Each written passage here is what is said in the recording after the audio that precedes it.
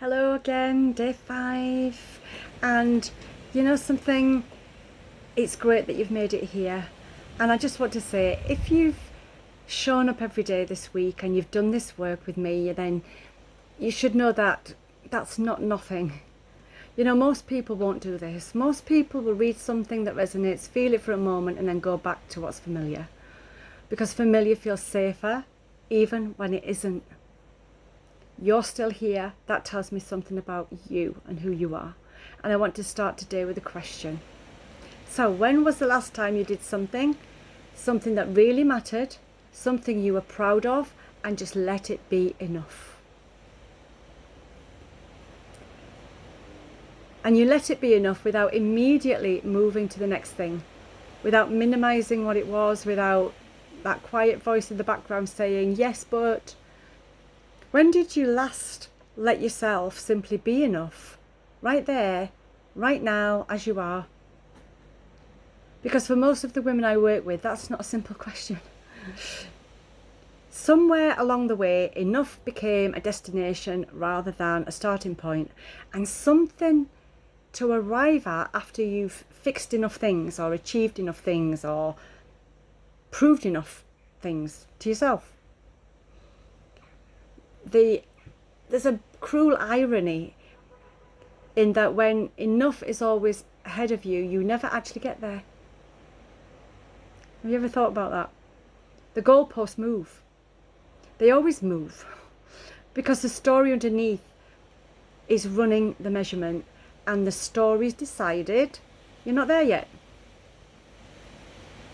So what does it actually feel like to move from proving enough to being enough?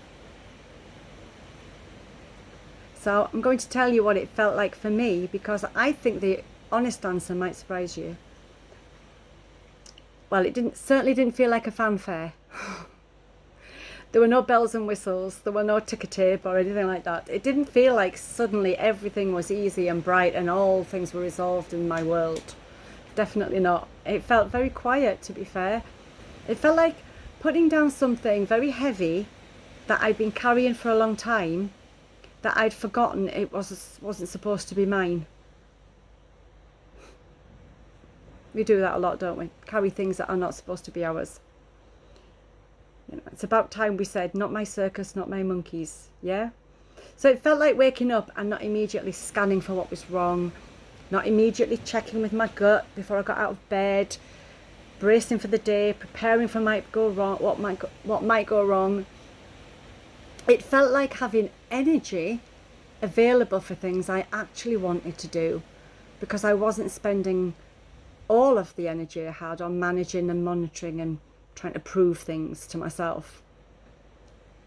And it felt really, really unfamiliar, if I'm honest, which is something nobody really warns you about when you start to do this work, that feeling of being unfamiliar. When you've spent decades in a certain way of being, peace can feel a little bit suspicious. That stillness can feel like something's wrong. And your nervous system's been on alert for so long that calm can feel like a threat. So you have to learn to trust it, is basically what I'm saying. Just slowly and gently, the way that you would probably trust someone who's let you down before and is now showing up differently for you. You're giving a bit, but you're on your guard a little bit, and you're trying to wonder what's going to happen. But they're actually showing up differently, and you're thinking, okay, let's go with this, we'll be fine. But the distinction I want to make is, because I think it's one of the most important things I can offer you in this whole 6 days, there's a difference between working towards something because you want it and working towards something because you need it to finally feel okay about yourself. One comes from being open and expansive, and one comes from lack. One pulls you forward with energy, and one drives you forward with fear and that constant hum of not enough. So we really want that energy and that curiosity to pull us forward. rather than it coming from fear. And they look the same from the outside sometimes, but people are working hard, both are setting goals, both are trying to change things, but the experience isn't the same. The experience inside is completely different, and the results are different as well. You see, when you move from lack, from the need to prove, to fix, or to earn your place, the results never actually land, if you like. I've got an itch on my face today. Even when things go well, the story reframes it. It's kind of like, yes, but it won't last. Yes, but I got lucky. Yes, but wait until they find out who I really am.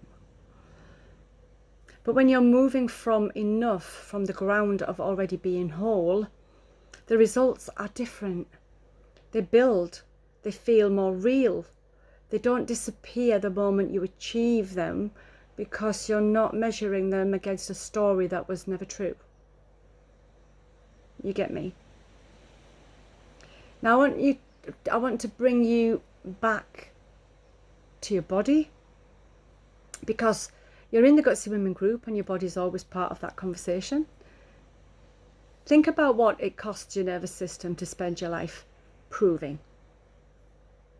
The monitoring, the performing, the hypervigilance, all the things we've talked about over these 6 days.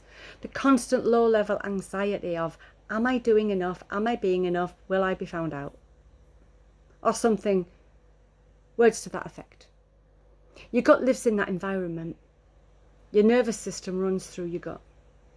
And the nervous system that's permanently proving is a nervous system that cannot fully rest.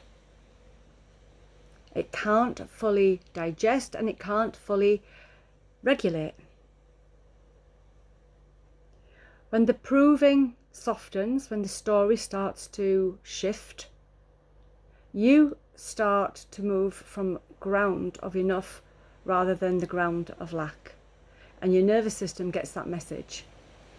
It gets the message that finally it's safe to come down from that high alert. And that's when the body starts to follow. It doesn't happen overnight. It's not a magic wand, but it's genuine. I've watched it happen so many times. So often, too often in fact, to call coincidence. So how do you actually start moving from enough? That's the question, yeah? Because I know it sounds beautiful in theory, and you might be wondering what it looks like on a Tuesday morning when everything feels really tough. It starts smaller than you think. That's the answer.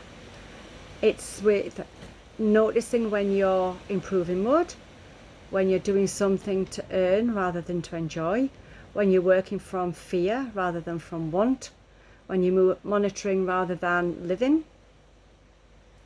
And all I ask you to do is just notice it. You don't have to fix it immediately, because awareness is already the beginning of the shift. When you start noticing those things, going, oh, I'm doing that again. Oh, I'm doing that again. Oh, I recognize that. I'm doing that again. Yeah. Awareness, that's what it means.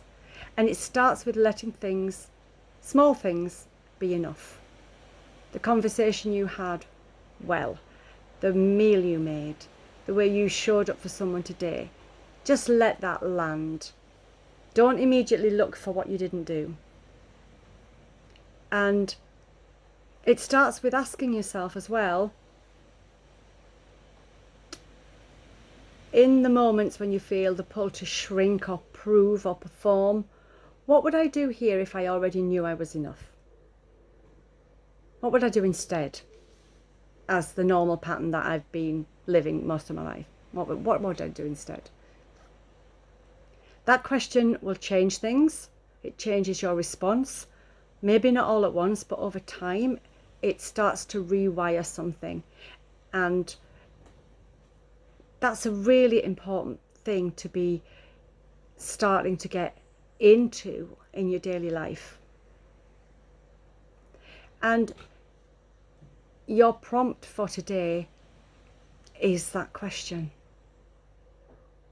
What would I do differently in my relationships, in my work, in the way I look after myself, in the way I show up in my own life, if I already knew I was enough? It's going into the comments as well, so that you can read it there. I just want you to sit with this one, let it be generous, let yourself imagine it properly, because you're allowed to want things. I need you to know that. You're allowed to want things. You're allowed to want a life that feels good. You're allowed to imagine being well, being connected, being free from pain patterns that you've been carrying for decades maybe. You know, it's not wishful thinking to have those thoughts. It's not arrogance to say that you deserve something. It's what actually is on the other side of the work that you can carry on doing after these 6 days. And tomorrow is day 6. It's our final day together on this six-day series. And we're bringing everything together. The story, the nervous system, the secondary gain, the body, all of it brought together, coming around full circle, because they were never separate pieces of a jigsaw puzzle. They've always been one conversation. And tomorrow I want to talk to you about what comes next, because 6 days of awareness is genuinely really, really powerful. And there's so much more that becomes possible when you take this a little bit deeper. And tonight, for those of you who can join me, there's a live masterclass at 7:30. The registration link is in the comments. Come and be with me live tonight. It's the perfect bridge between today and tomorrow. So I'd love to see you there as well. And I'll see you either on the call or on our final day together. Have a good evening.